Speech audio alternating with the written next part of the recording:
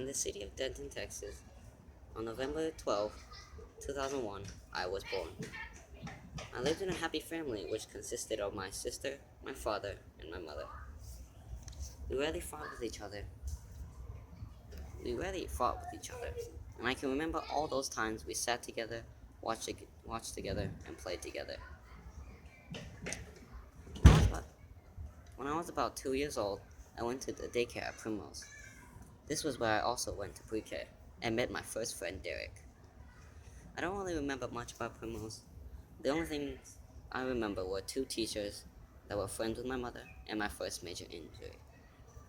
It was when I crushed my middle finger between two metal doors. It was like they hated me and wanted me to get hurt. My father was there and took me to the doctor to fix it. In the car, I stared at my bloody finger, paralyzed. It was just so horrifying. After that, I became extremely aware of my surroundings. But over time, I cared less and less, but this moment still haunted me. When pre-K was over, I went to Sam Houston Elementary School, and my father moved to Taiwan. It was only my mother, my sister, and me. On my first day at Sam Houston, I met new friends and saw Derek. I didn't know what to expect in kindergarten and was very talkative. Then came first grade where I toned down a bit since I usually got in trouble for what I said. Also in first grade, it was announced that I would have a baby brother named Little. This excited me. I couldn't wait for him to be born. I've always wanted a younger sibling. This way, I wouldn't be the youngest in the family. He eventually came and helped me feel what being a big brother was like. He taught me how to take care of a very small baby and what it was like to have a small baby. When I advanced to second grade, I was less talkative and more shy. This was my busiest year because I had just started taking piano and violin lessons and I started soccer practice. I was able to balance my schedule and keep my grades up high, luckily. Just before starting third grade, I was burned badly by boiling hot water on my thighs. It was unimaginable pain. I was quickly rushed to the hospital and into the ER. I sat in one of those long chairs they put patients in and stared at my legs. Looking at my legs, with meat showing, was like I was watching a horror movie. I got a second degree burn that almost became a third-degree burn, and I was unable to walk for a couple of days since it stung every step I took. I had to have gauze wrapped around my thighs for quite some time, but when I was finally allowed to stop wearing the gauze, I still had another problem: the bubbles. They weren't popped immediately, and I had to wait for a couple of weeks, no idea why, and then have them popped. I was able to walk perfectly fine and carried on to third grade.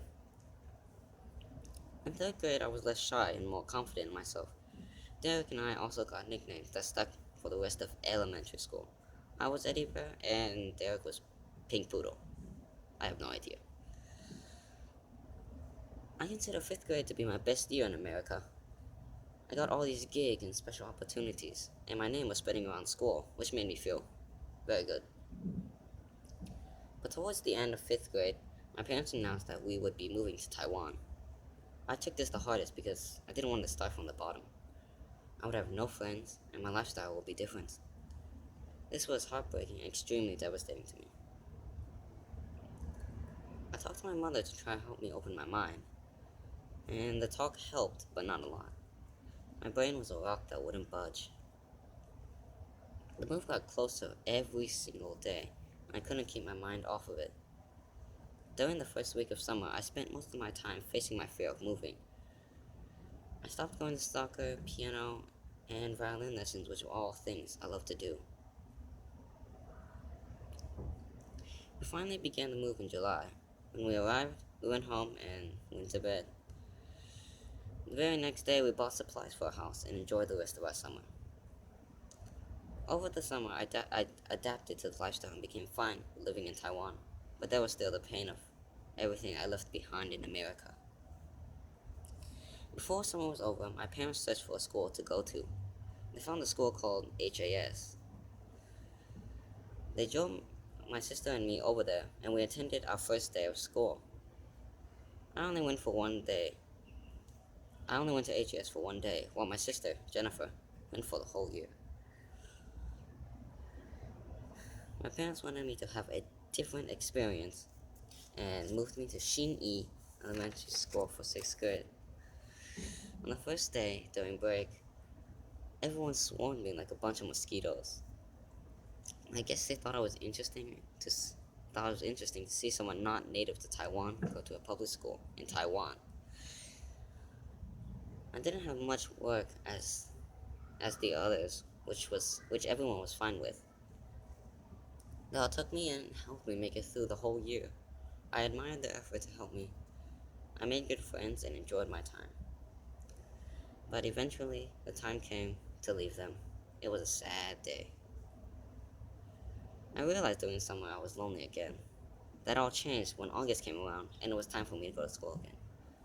I went back to HAS for 7th grade and found it to suit me. The class was smaller, but I still made good friends and had a good time. I made it through the whole year and continued going to HAS for another year.